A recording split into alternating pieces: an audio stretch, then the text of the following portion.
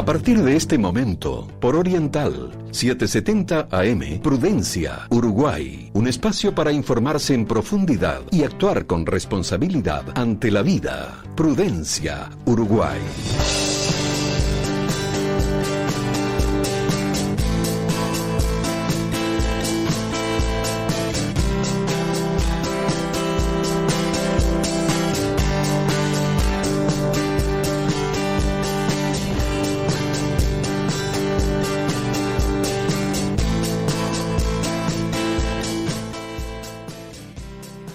Muy buenos días para todos, bienvenidos a una nueva entrega de Prudencia Uruguay en este sábado 17 de abril, sábado que amaneció muy agradable con cielo claro. La temperatura en estos momentos en la capital del país es de 17 grados y qué lindo programa que tenemos hoy. Como ustedes saben, en esta primera parte del programa vamos a escuchar al doctor Marcos Gómez Sancho. Y para todo el equipo que trabaja en Prudencia, esta entrevista es de un enorme valor, no solo por lo que representa desde el punto de vista profesional el nombre del doctor Marcos Gómez Sancho, sino también por su calidez, por la claridad en la forma en que transmite todos sus conocimientos y por la humanidad de sus conceptos. Antes de darle paso a esta entrevista, solo me resta contarles que por razones de agenda la entrevista fue grabada el día jueves. El doctor Marcos Gómez Sancho vive en España. Ya era de noche cuando logramos contactarlos y tuvo la gentileza de concedernos estos minutos para nuestro programa. Lo escuchamos.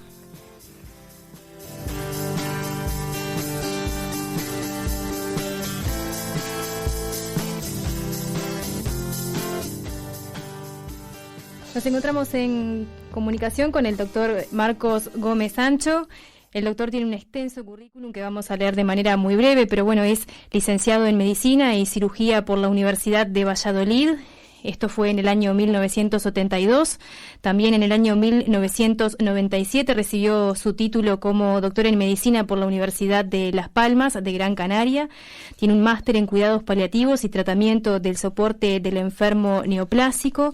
También tiene un máster en cuidados paliativos por la Universidad de Barcelona. Es especialista universitario en medicina paliativa por la Universidad de Valladolid. Experto universitario de atención primaria en cuidados paliativos del enfermo oncológico avanzado. Es autor de innumerables publicaciones y libros, entre los cuales podríamos destacar títulos como La pérdida de un ser querido, El duelo y el luto, del año 2004, también Diagnóstico cáncer, Cómo decírselo, del año 2005, también Morir con dignidad, El hombre y el médico ante la muerte, Dolor y sufrimiento al final de la vida, Ética en cuidados paliativos, y a su vez es editor y director científico del curso de formación a distancia de cuidados paliativos en niños. Ha brindado más de 1.200 conferencias sobre cuidados paliativos, tanto en Europa como en América, y su última visita a nuestro país, y usted me corregirá si esto es correcto, fue en el año 2018, donde brindó conferencias tanto en Montevideo como en el interior del país. ¿Es correcto esto? Pues es correcto. Muy bien. La fecha exacta de la última no recuerdo, pero sí debió de ser aproximadamente por ahí. He recorrido, excepto 3, todos los departamentos del país, junto con la doctora Gabriela Píriz, explicando el plan, el programa del MinSal, del Ministerio de Salud de Cuidados Paliativos, y yo aprovechaba para dar una conferencia para mentalizar a los profesionales, a las autoridades y a los ciudadanos.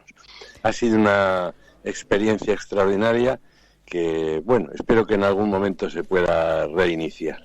Bueno, doctor, como usted sabe, Uruguay se encuentra en estos momentos atravesando un debate sobre la legalización de la eutanasia y el suicidio médicamente asistido. España atravesó en estos últimos años este proceso que culminó finalmente el 18 de marzo cuando el Parlamento votó a favor de la legalización de ambos procedimientos.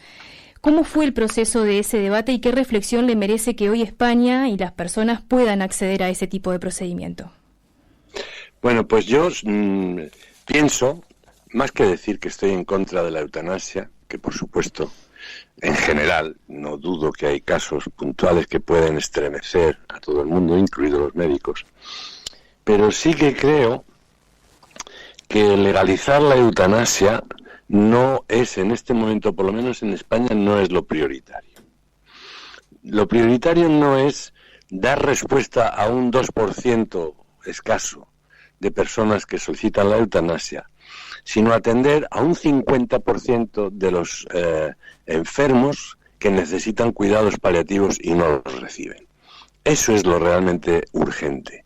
Eso es una perversión de las cifras que pone de manifiesto hasta qué punto es irracional priorizar la legalización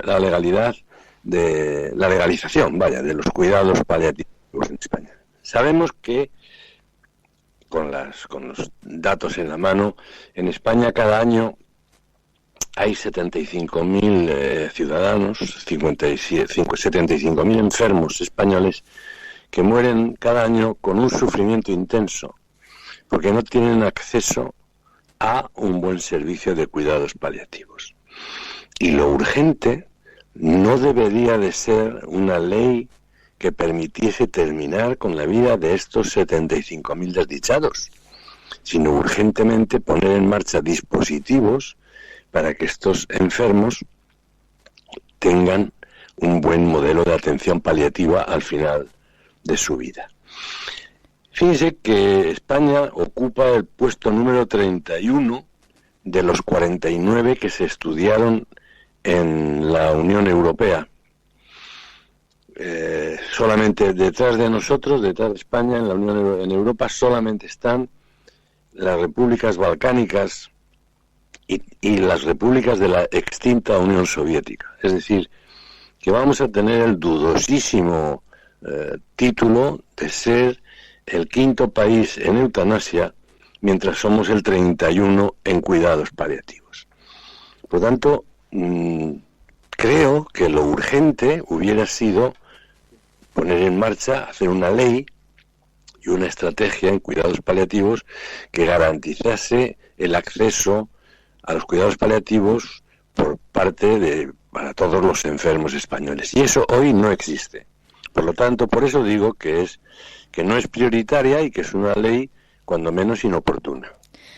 Muy bien, doctor, por lo menos acá en Uruguay suele haber mucha desinformación sobre el tema, suele haber confusiones, hay términos que están envueltos como en mitos, como pasa por ejemplo con el tema de la morfina. Entonces, quizás lo que le pregunto es, ¿por qué cuando uno hace encuestas sobre la eutanasia, muchas veces la primera reacción de la gente es como estar siempre a favor de este procedimiento, habiendo una gran desinformación en el medio? ¿Podría usted explicarnos desde su experticia exactamente de qué estamos hablando cuando nos referimos a la eutanasia y al suicidio médicamente asistido? Pues la eutanasia se puede definir como el acto deliberado por el cual un médico acaba con la vida de un enfermo que lo ha solicitado voluntaria y libremente y que se encuentra con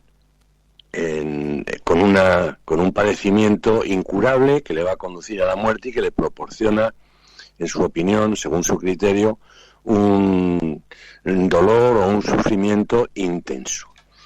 Y entonces el médico, los profesionales de la salud, le aplicarían algunos fármacos para acabar con su vida.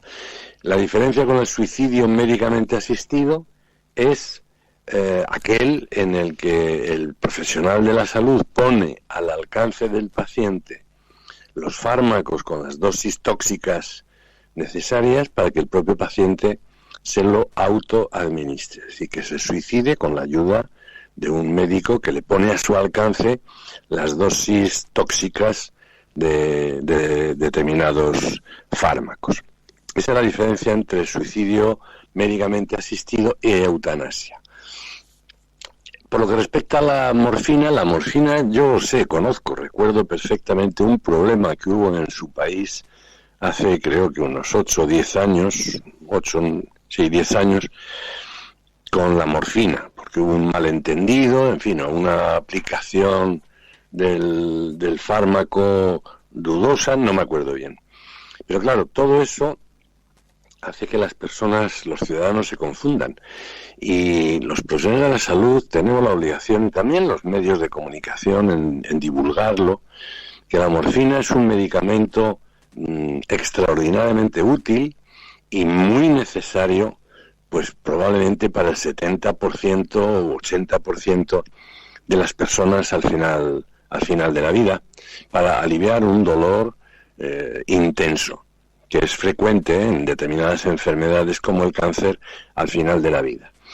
Pero la morfina no termina ni acorta la vida de los enfermos, ni mucho menos. Vamos, de hecho, cuando hay que hacer una sedación paliativa o cuando hay que hacer, o para aplicar la eutanasia en los países donde se aplica, no se utiliza jamás la morfina, porque es muy difícil acabar con la vida de un enfermo por medio de la morfina. Por lo tanto, hay que perder ese mal fario que tiene la morfina, de manera que la gente piense que puede acabar con la vida de los enfermos. Y no es cierto. La morfina, además, es un medicamento muy fácil de utilizar, que alivia el dolor de los pacientes y que no acorta en absoluto su vida. Por lo tanto, es algo que se utiliza en millones de enfermos todos los días en todo el mundo. Es decir, que hay que diferenciar muy bien lo que es el uso de la morfina, que es un analgésico potente muy necesario en la mayoría de los enfermos, o en muchos enfermos, y luego la eutanasia y el suicidio asistido, que lo que tienen como objetivo es acabar con la vida del paciente. O sea, que son cosas que hay que diferenciar. ¿Y por qué creo yo que muchas veces las encuestas hablan de que la mayoría, o que es muy habitual que la gente esté a favor de la legalización de la eutanasia? Pues por la propia elaboración de las encuestas en sí.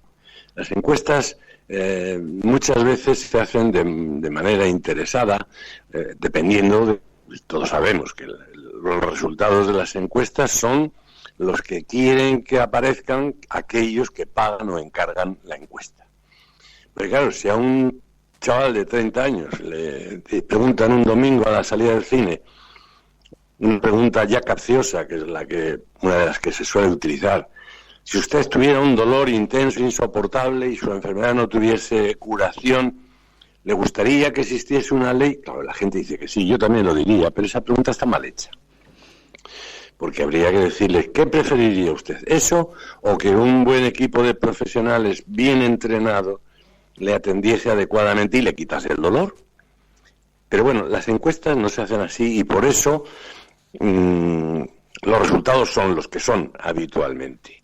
Porque es curioso que en la mayoría de las encuestas, por lo menos en algunas que yo he visto, hay datos tan sorprendentes como que están a favor de la eutanasia más las personas jóvenes que los viejos, que sería al revés, y los sanos que los enfermos, que también sería al revés.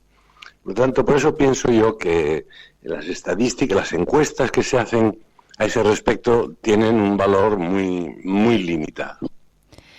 Muy bien, doctor. Usted sabe que actualmente en nuestro Parlamento hay dos proyectos de ley. Uno que, como ya le había adelantado, se refiere a la legalización de la eutanasia y el suicidio médicamente asistido, pero por otro lado también hay un proyecto de ley que, refiere a la universalización de los cuidados paliativos.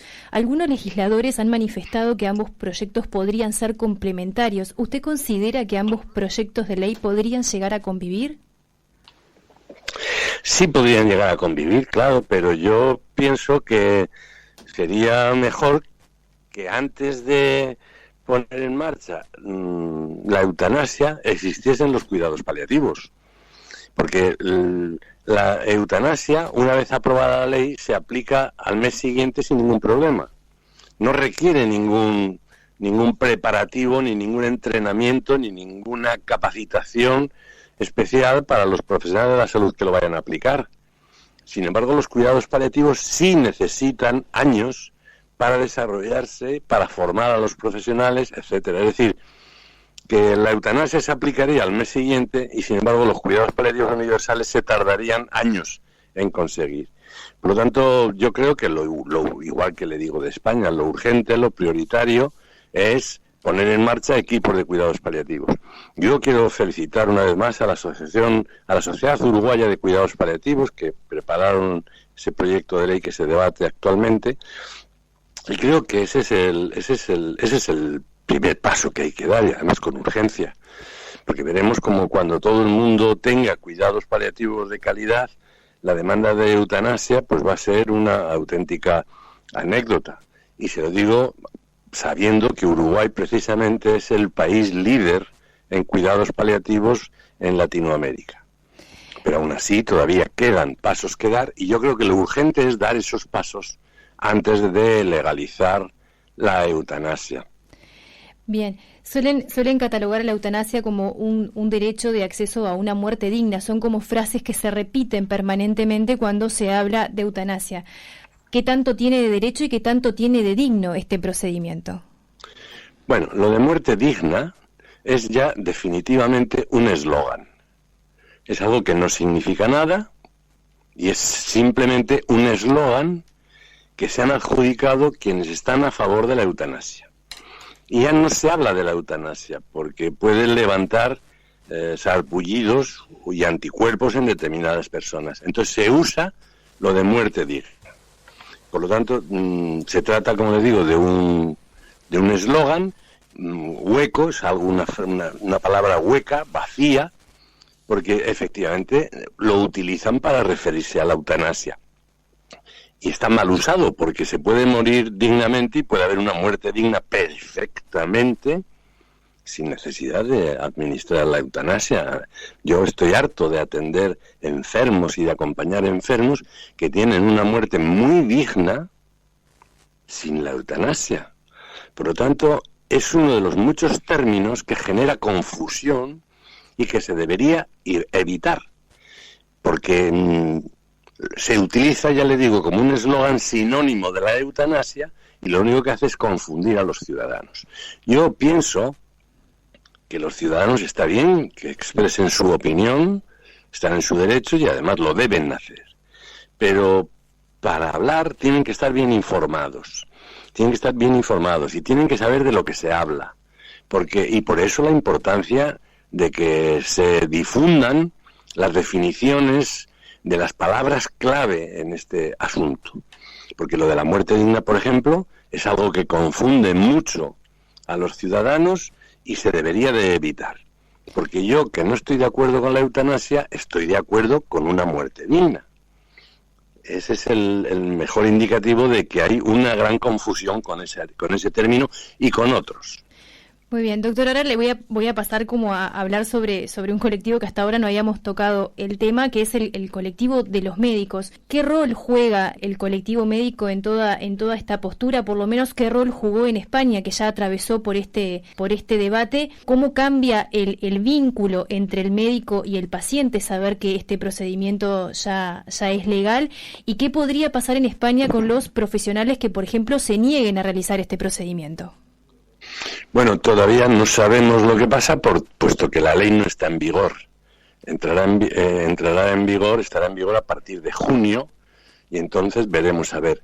Hasta ahora, pues sencillamente, esta ley se ha hecho de espaldas al colectivo médico. No han consultado con las organizaciones profesionales, no han consultado ni han querido escuchar la opinión de las asociaciones científicas. Y le voy a poner otro ejemplo. Yo un día en la página web del Senado, en la Comisión de Justicia, que iba a discutir la aprobación de la ley de la eutanasia, figuraba un listado con 10 o 12 expertos que iban a ser comparecientes ante esa comisión del Senado. Vi que en esa lista estaba yo y nadie me había avisado. Pero es que lo más grandioso es que después se aprobó la ley y no escucharon, ni llamaron, ni convocaron a ninguno de los comparecientes que tenían previsto llamar. Es decir, que lo han hecho por su cuenta, sin tener en cuenta absolutamente a nadie. Ni en el Parlamento, ni en las comisiones del Senado, ni en ningún sitio. La ley contempla la objeción de conciencia y bueno, esperemos que eso sí se cumplirá porque está en la ley y tiene que cumplirse. Porque eso es lo mínimo. Nadie puede obligar a un médico a que acabe con la vida de un paciente. Faltaría más. Porque esa precisamente va a suponer la crisis más grave de la milenaria historia de la medicina. Que por primera vez el médico va a ser un gestor de la muerte de su enfermo. Doctor, en una entrevista usted dijo que los enfermos que son atendidos de manera adecuada dejan automáticamente de pedir la eutanasia. Aún así, y teniendo evidencia sobre esto en base a estudios realizados y de la mano con lo que le preguntaba anteriormente sobre el tema de los parlamentarios, distintos gobiernos deciden cómo avanzar por este camino. De hecho, España ahora es el 7º país que se suma a la lista de países que ya han legalizado la eutanasia. ¿Se podría decir que en el fondo es un tema de mezquindad disfrazado como de piedad por los pacientes y que esconda quizás en su génesis un tema más político y económico que social? Las dos cosas, político y económico.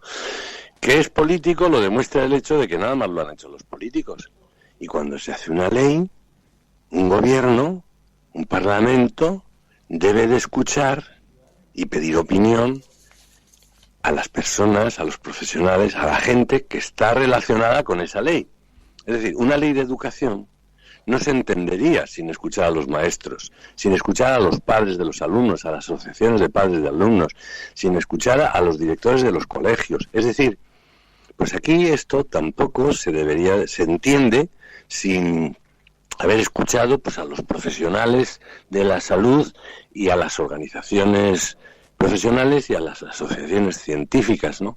Es decir, que lo han hecho solo los políticos y lo han politizado. Es algo que no sé por qué extraño motivo la eutanasia se contempla como algo progresista y a los que están en contra de la eutanasia como conservadores en el más puro sentido de la palabra. Y este por donde yo creo que es todo lo contrario. Yo creo que es mucho más progresista y siempre lo fue. La izquierda siempre estuvo al lado de los más pobres, desfavorecidos, débiles, vulnerables, siempre. No sé por qué ahora la izquierda se pone, prefiere acabar con su vida antes que cuidarles y atenderlos.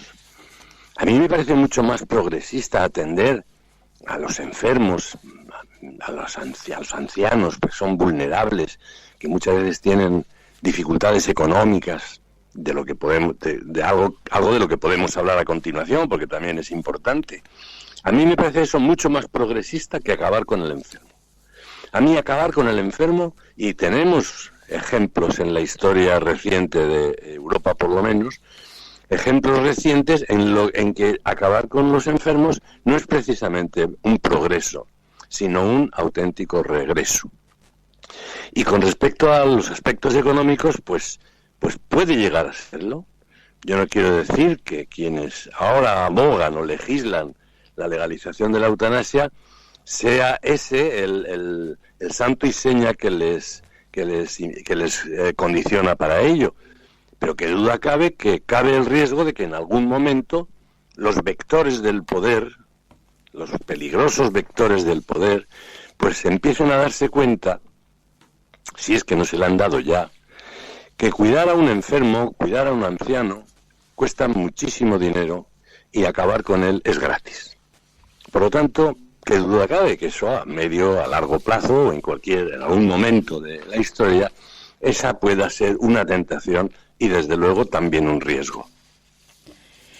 Muy bien. En un artículo de prensa publicado por El País de España que se enfoca en los errores que había en el texto, de la manera de cómo estaba redactado el proyecto de ley de eutanasia, muestra como una falencia el hecho de que entre la primera solicitud de eutanasia que hace el paciente y la segunda había solamente 15 días de reflexión. Y expertos en salud mental consideraban que este tiempo podía ser muy acotado y que no se ajustaba a los tiempos que una persona debería tener para tomar un tipo de decisión como esta, que implica terminar con su vida. ¿Qué rol juega la salud mental del paciente en una decisión de este tipo? Bueno, pues parece ser que efectivamente tiene que haber 15 días entre un informe médico y el otro, pero otro dato es todavía más preocupante, y es que la ley establece que desde que se solicita formalmente la eutanasia hasta que se aplique, no pasarán más de 32 días. Entonces yo le voy a contar algo que pasa en España con los centros sociosanitarios y la ley de la dependencia. Aquí hay una ley de la dependencia según la cual las personas que pierden toda o parte de su independencia son evaluados por expertos y tienen derecho, si esa evaluación así lo aconseja, tienen derecho a una prestación económica que depende del porcentaje de dependencia que tenga. Bueno, pues sabemos que cada año se mueren en España, cada día se mueren en España 160 enfermos en esta siniestra lista de espera, aguardando a que les llegue la ayuda, la ayuda económica a la que tienen derecho porque ya han sido evaluados y les ha sido concedida. 160 se mueren cada día.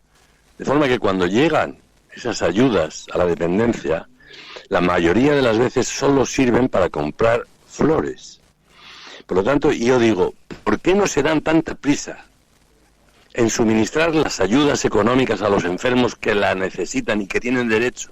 ¿Por qué no se dan la misma prisa que con la eutanasia, que la aplican en 32 días?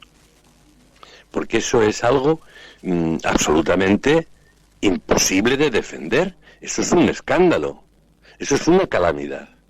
Porque la atención a las personas dependientes es el segundo punto que hay que valorar con las leyes de la eutanasia. Porque un grupo de los posibles candidatos a solicitar la eutanasia son los enfermos en situación avanzada, terminal, como hemos acabado de hablar, que requieren estos cuidados paliativos. Pero hay otro grupo de enfermos, que son los enfermos crónicos con enfermedades avanzadas o degenerativas, con progresiva dependencia y que necesitan atención sociosanitaria. El ejemplo son las enfermedades de motoneurona, como la esclerosis lateral amiotrófica o esclerosis en placa, Parkinson, etcétera. Entonces, estos pacientes necesitan cuidados durante muchos años y muchas veces necesitan una plaza en un centro sociosanitario que suministren estos cuidados que necesitan estos pacientes. Bueno, pues en España faltan 71.000 plazas sociosanitarias para este tipo de enfermos. 71.000. Y entonces, oiga, pero ¿no sería lo más urgente proveer recursos sociosanitarios para los pacientes que lo necesiten y que si no son candidatos a solicitar la eutanasia? Hace hace un año y algo, el último caso mediático que ha habido en España es el de una señora que lleva 30 años con una enfermedad de motoneurona, con una dependencia del 88%, creo recordar, y que durante 30 años fue cuidada por su marido, que primero tuvo que hacer una reducción de jornada laboral, luego tuvo que prejubilarse, no pudo operarse de una hernia lumbar que tenía porque no podía dejar a su esposa sola, hasta que le aplicó un suicidio asistido a su esposa. Entonces, el día siguiente todos los periódicos eran un clamor, que ante ese drama tan tremendo, que efectivamente era un drama el de esa familia, el de ese matrimonio, había que legalizar lo que hizo ese hombre. Y sin embargo nadie dijo nada de otro apartado que ponía en la misma noticia, y es que esa señora llevaba 10 años esperando una cama, una plaza en un centro sociosanitario. Y digo lo de antes, lo urgente no es legalizar lo que ese hombre tuvo que hacer con su esposa, absolutamente desesperado, claro, sino que nadie tenga que esperar 10 años por una plaza en un centro sociosanitario, de manera que tenga que terminar pidiendo que la ayuden a suicidarse. Esa es la realidad de la vida. Y el otro día, la Fundación Francisco Luzón, que es una fundación que se ocupa de la esclerosis lateral amiotrófica, la temible ELA, dijo que solamente el 6% de los enfermos que tienen esa enfermedad pueden pagarse los cuidados que suponen a los enfermos, que son 40.000 euros anuales. Y solo el 6% de los españoles se lo pueden permitir. Y entonces estamos en las mismas. O sea que el 94% no pueden pagarse unos cuidados privados y no tienen camas públicas sociosanitarias. Es decir, que van a terminar, o se corre el riesgo de que haya más posibilidades de que esto lo solicite alguien con problemas económicos que no alguien con una holgura económica adecuada. Y ese es otro punto del que la gente no habla y debería de hablar, porque eso es algo para mí muy importante y muy trascendental. Otro aspecto que me parece asombroso de esta ley de la eutanasia, que es pintoresco desde luego, esta ley que han aprobado en España, es que dice que el certificado de defunción de la persona que muere por la eutanasia ha de hacerse constar por parte del médico que lo cumplimente que esa persona ha fallecido de muerte natural. Y vamos, a mí me parece absolutamente escandaloso. Pero ¿cómo se puede obligar a un médico a que mienta en un certificado de defunción que es un documento público? Porque una persona con la que se acaba la vida no se puede decir que ha sido una muerte natural. Ha sido una muerte provocada, no es una muerte natural. ¿Y por qué piden y pretenden y obligan a que en el certificado de defunción figure la causa de la muerte como muerte natural? Es decir, que la ley tiene algunos aspectos pues un poquito preocupantes, cuando no pintorescos, como le estoy diciendo. Sí, la verdad que sí. Doctor, usted, como yo repasaba al principio de esta entrevista, tiene innumerables publicaciones que hay un título en particular que a mí me llamó mucho la atención cuando estaba leyendo su currículum, que es cómo dar malas noticias en medicina. Durante el programa han pasado varios paliativistas y médicos con los que hemos consultado al respecto de esto, y nos dicen como que hay una gran carencia a la hora de la formación como médicos en la transmisión de malas noticias. ¿Esto es igual en España? Y se lo pregunto también con referencia a la especialidad de los cuidados paliativos. Algunos inclusive nos llegaban a decir que su formación como paliativistas fue una vez que ya estaba transcurrida una parte muy avanzada de sus carreras, o sea que no habían tenido una aproximación a esta especialidad. ¿Es igual en España? Es igual. Fíjense que otro de los problemas que también se deben abordar cuando se discuta sobre la legalización de la eutanasia, y es la escasa formación de los profesionales de la salud en los cuidados al final de la vida, en los cuidados paliativos. Fíjense que España es el único país de Europa en el que los cuidados paliativos no es ninguna especialidad, ni un área de capacitación específica. Es el único país de Europa. Es decir, que a esto se puede dedicar el que quiera, porque no se requiere oficialmente ninguna titulación, porque no existe.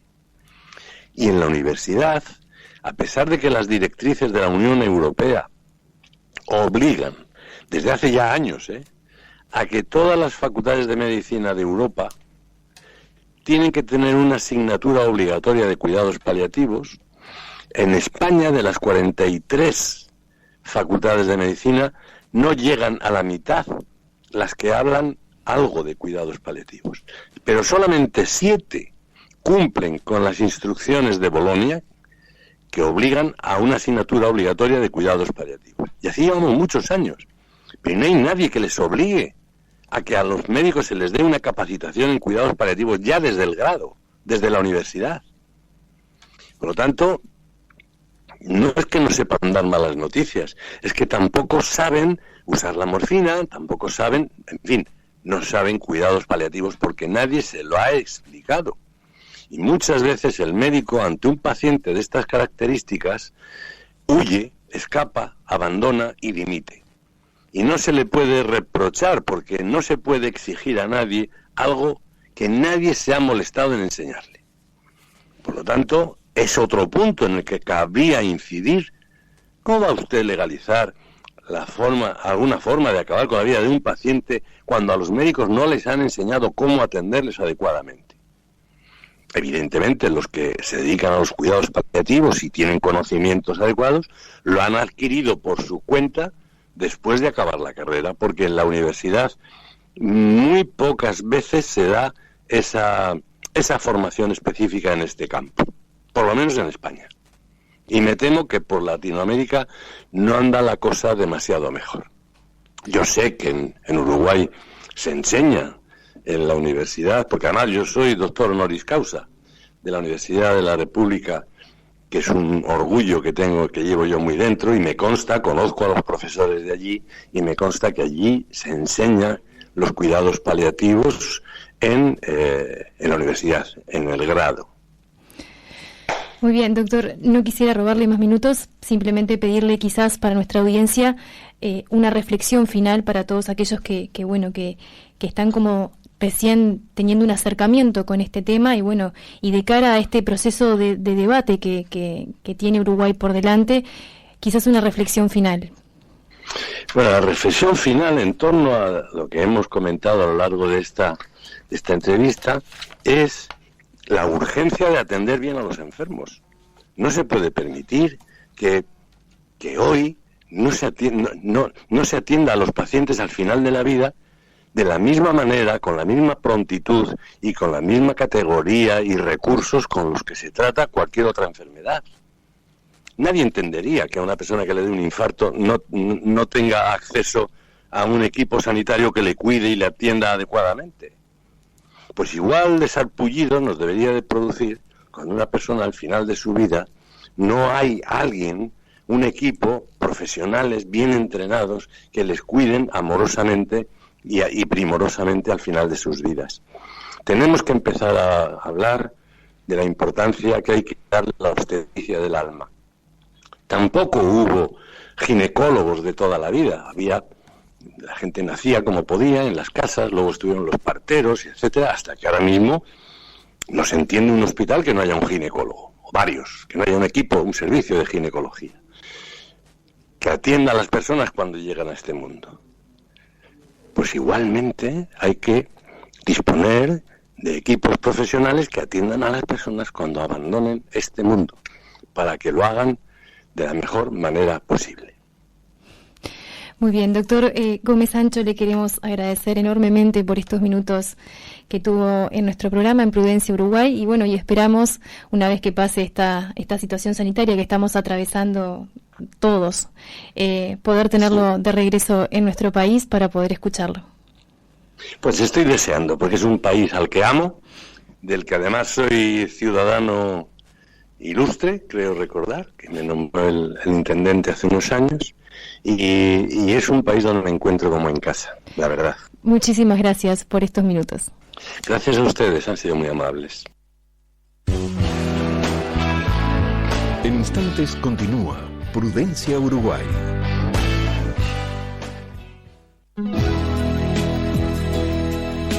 Te invitamos a formar parte de nuestra misión evangelizadora a través de Radio Oriental.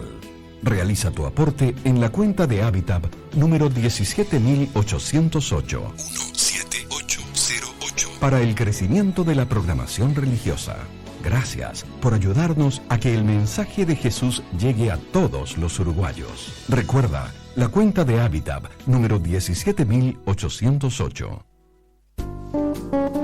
Con el fin de cuidarnos entre todos ante la situación de emergencia, hemos incorporado servicio de entrega de nuestro menú habitual a domicilio u oficina en Ciudad Vieja y Centro. Plato principal, pan y postre, 260 pesos. Nuestros teléfonos de contacto 2-915-7326 o 095-060-373. Restaurant Ventus, Juan Carlos Gómez, 1315, entre Peatonal Sarandí, Buenos Aires. Disfrute la experiencia Ventus. Intenciones del Papa Francisco para el mes de abril. Recemos por aquellos que arriesgan sus vidas luchando por los derechos fundamentales, en dictaduras, en regímenes autoritarios e incluso en democracias en crisis.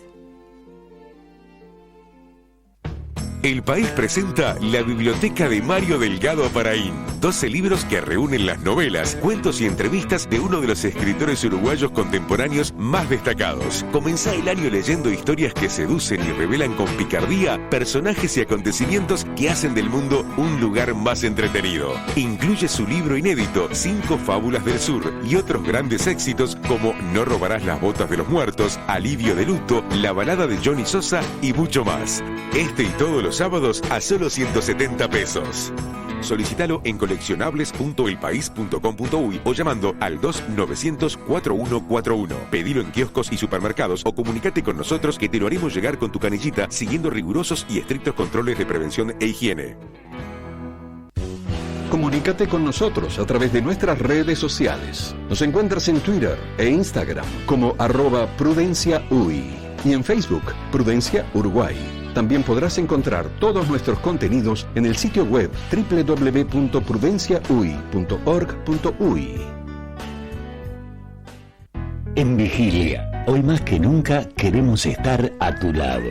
Por una única cuota, los socios de Vigilia acceden a compañía en sanatorio o internación domiciliaria, seguro quirúrgico, traslados en ambulancia, enfermería domiciliaria, seguro de vida, cadetería médica, acompañante personal para realizar visitas al médico, hacer las compras o realizar cualquier gestión, y plan preventivo seguro único y exclusivo ante el posible contagio de COVID-19. Si aún no sos socio de Vigilia, llama ya al 0800-5755 y accede a todos los beneficios de una compañía diferente. Vigilia, 17 años cuidándote a vos y a los tuyos. Somos la tarjeta que identifica a la mayoría de los uruguayos. Somos, desde hace 32 años, la misma empresa. Por eso te conocemos, porque somos como vos y trabajamos día a día para superarnos y estar siempre a tu lado. Con Tarjeta D tenés todo lo que realmente precisás de tu tarjeta. Si aún no la tenés, podés solicitarla en nuestras sucursales, por la app o en nuestra web. Para conocer más beneficios, entra a www.creditosdirectos.com.uy o en nuestra app. Con orgullo decimos: sentite bien, uruguayo. Tenés Tarjeta D, la tarjeta de todos. Divisol, servicios de gestión ambiental. La solución seria y profesional a la higiene de su empresa.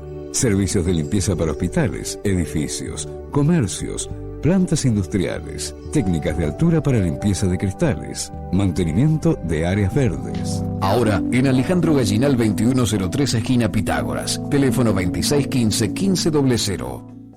USA Transporte Colectivo. En Cucha, viaja seguro. Cumpliendo con los protocolos contra el COVID-19, todas nuestras unidades son desinfectadas permanentemente a la llegada de cada viaje en nuestras terminales y predios. Todas las unidades de nuestra empresa tienen láminas de seguridad con protección contra los rayos UV y que están homologadas por la Skin Cancer Foundation. Y recordá, cuando subas a una unidad de transporte colectivo, usa tapabocas. Y además, descarga la aplicación Coronavirus UI. Yo te cuido a vos. Vos, cuídame a mí. Pucha, siempre iremos contigo. Continuamos ahora con Prudencia, porque un país que progresa humanamente elimina el sufrimiento y no a los que sufren.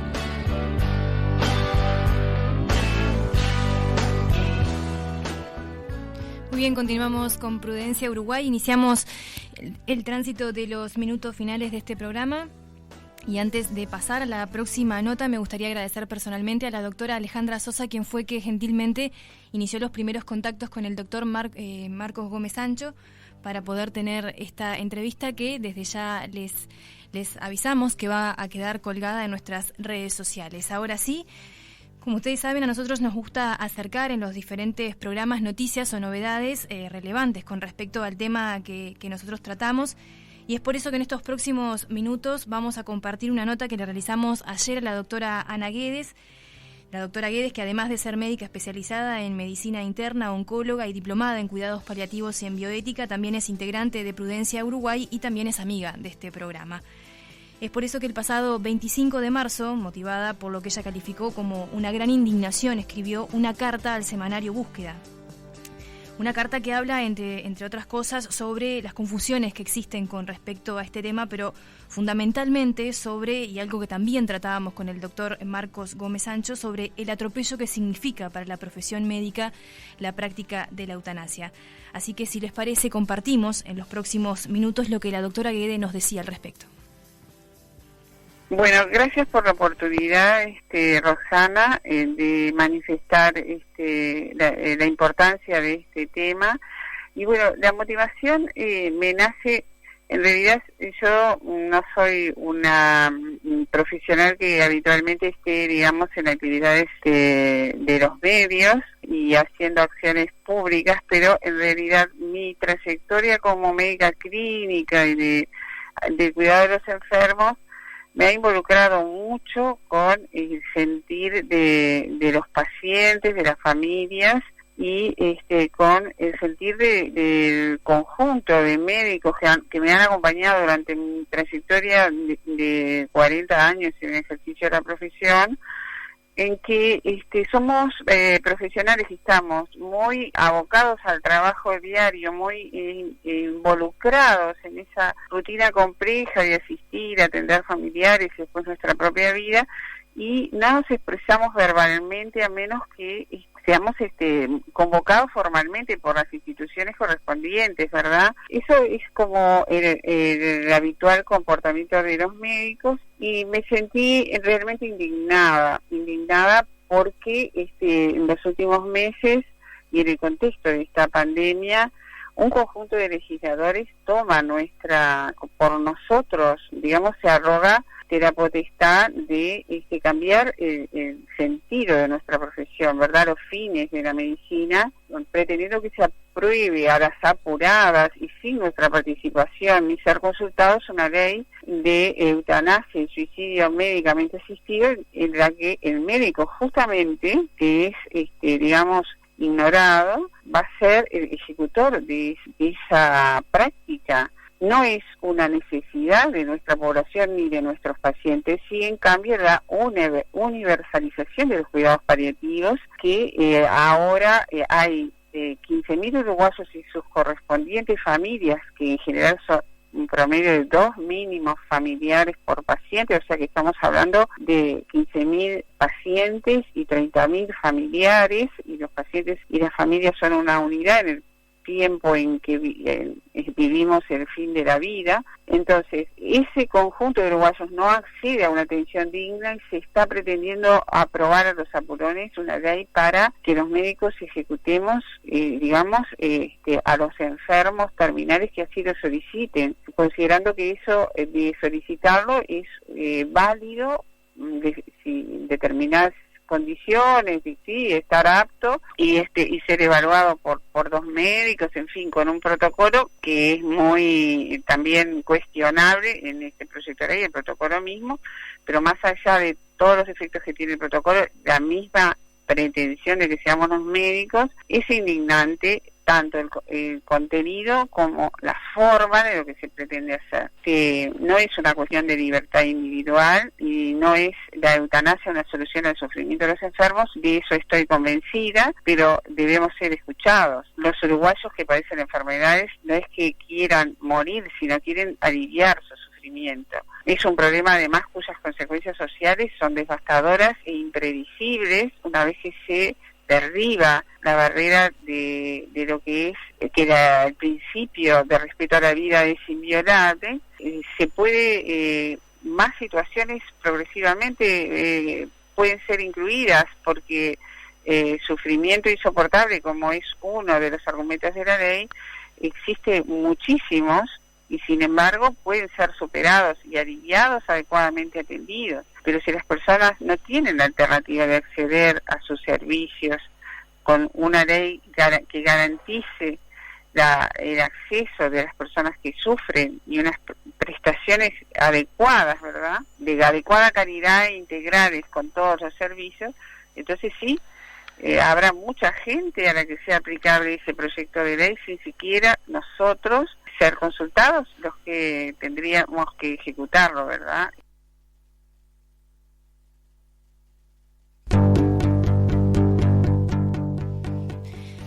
Muy bien, y las repercusiones por esta carta que escribió la doctora Guedes y que, como les indicábamos, salió publicada el 25 de marzo en el semanario Búsqueda, no se hicieron esperar estas repercusiones, y fueron varios los colegas que se sumaron para apoyar esta iniciativa de la doctora Guedes.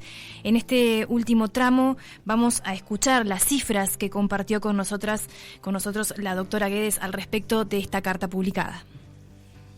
gratamente, porque una vez no mide mucho si va a ser o no apoyado cuando está muy convencido, y conjunto de colegas quisieron recabar apoyos y la divulgaron simplemente en las redes sociales, y entre 7 y 10 días se obtuvieron 230 firmas que faltan a la evaluación aún de los últimos días de médicos. O sea, este número es igual al que obtiene el SMU en su encuesta sesgada, donde no dio la alternativa a los médicos que consultó si estarían de acuerdo con la despenalización de la eutanasia cuando hay un paciente que sufre en el final de la vida, sin darle la alternativa de si le aplicarían cuidados paliativos.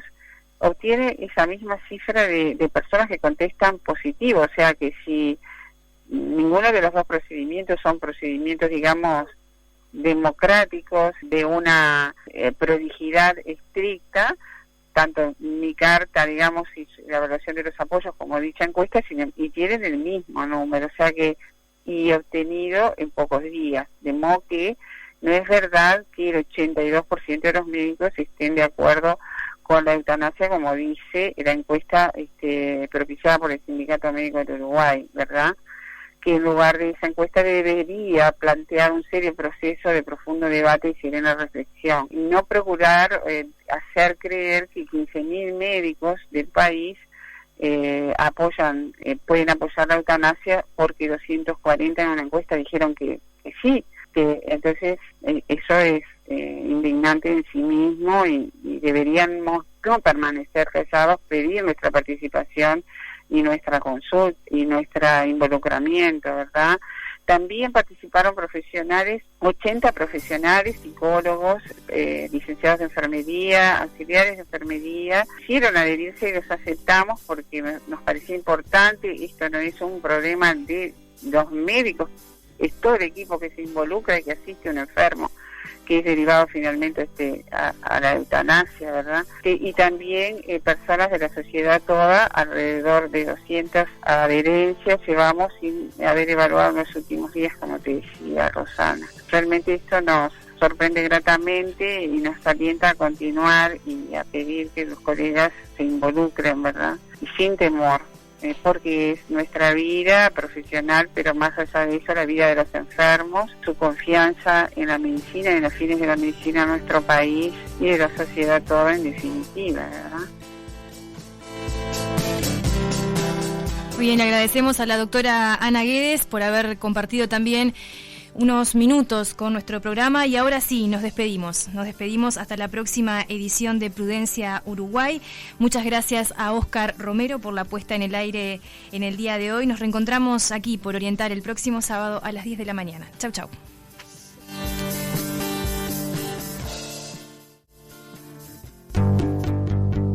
Hasta aquí Prudencia Uruguay, un espacio para informarse en profundidad y actuar con responsabilidad ante la vida. Prudencia Uruguay, por Oriental 770 AM.